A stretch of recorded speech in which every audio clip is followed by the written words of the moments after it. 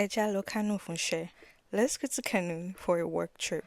Have you ever done this where you meet somebody for the first time and you're receiving a ride or lift from them? Well, my hands in the air because I did that. Just before I give you my highlights from this Kano trip, let me tell you how I took a free ride from strangers. We met on the plane. One of them passed his phone for me to put my number. I just gotten proposed to, so my ring was even all over the place. Maybe he didn't see it. It kind of was embarrassing, but I didn't want to just be rude, so I put in my number. By the time some persons dropped, because every contract carried us like solely. People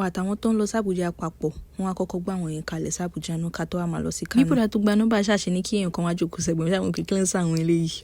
Mi ṣáà sọ nǹkan kan bàtà ṣáà máa bọ́lẹ̀ ṣáà ní àwọn ilé fi obìnrin nìkan kalẹ̀ ó pé it's not safe for a lady. My colleague was supposed to come pick me up, so I told my colleague that persons are offering to take me to town, so he just meet me halfway and he said okay. Colleague me ṣe pé padà pé Aisha, do you know these people? And I said no, I don't. He said are you not scared? And I said, I just feel like they're not going to try to kidnap. He was like, I was not sure. And we're just gotten out of the airport. So he told them to go drop me while he come pick me from the airport. That was just best. On the side note, I told the guy that I was getting married soon and he was like, oh, that's so nice. I should invite him. He's going to attend and all. First night in Kano was horrible because my accommodation was not sorted and the one I later settled for was really bad. But then let me ask you, the northern parts of Nigeria, the southern parts, the eastern parts, which would you say you visited the most?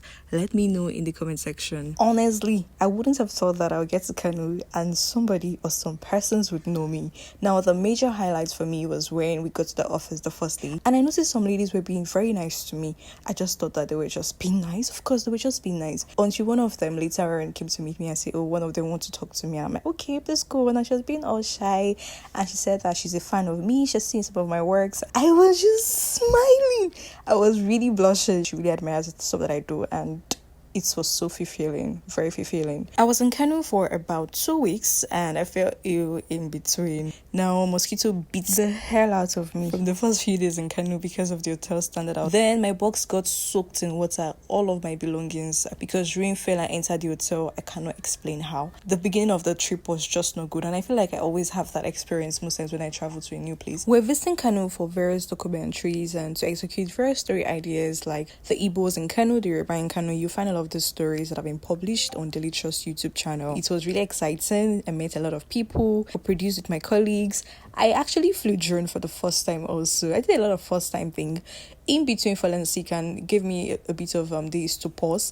And when I felt ill, my husband was so worried and reached out to a family friend, which at the end of the day, I got to stay with them for the rest of my trip in Kano. And I think that was when I actually now enjoyed it. It was really lovely to meet the family. Days later, I found this video of when I was being given a trip my colleague made while I was sick. Just to chip in that it was also my first time receiving drip. So that's my host, me interviewing her. I enjoyed Kano and I think that if I'd visit again, the accommodation has to be better because I feel that was where I got it all messed up.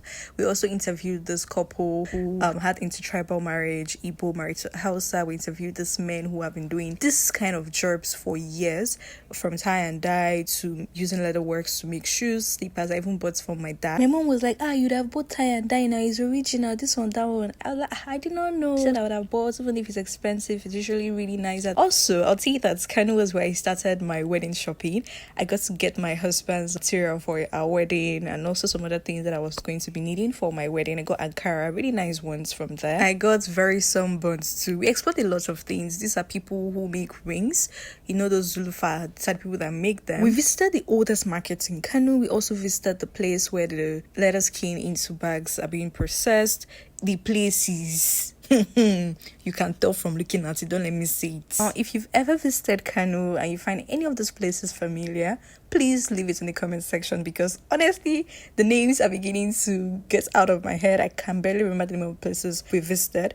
Now my husband watching this video was very nostalgic and it was just like, oh, I miss Kano because he served and also stayed in Kano for about 2-3 years. So I'm hoping that sometime very soon we get to visit again as husband and wife. Babe, Ife, remind me of one of those places in Kano that we visited that you saw and gave you nostalgia. We remembered Kabuga. There's this market. Kara Market was where I got a lot of my stuff. Kora Market. Thank you, babe.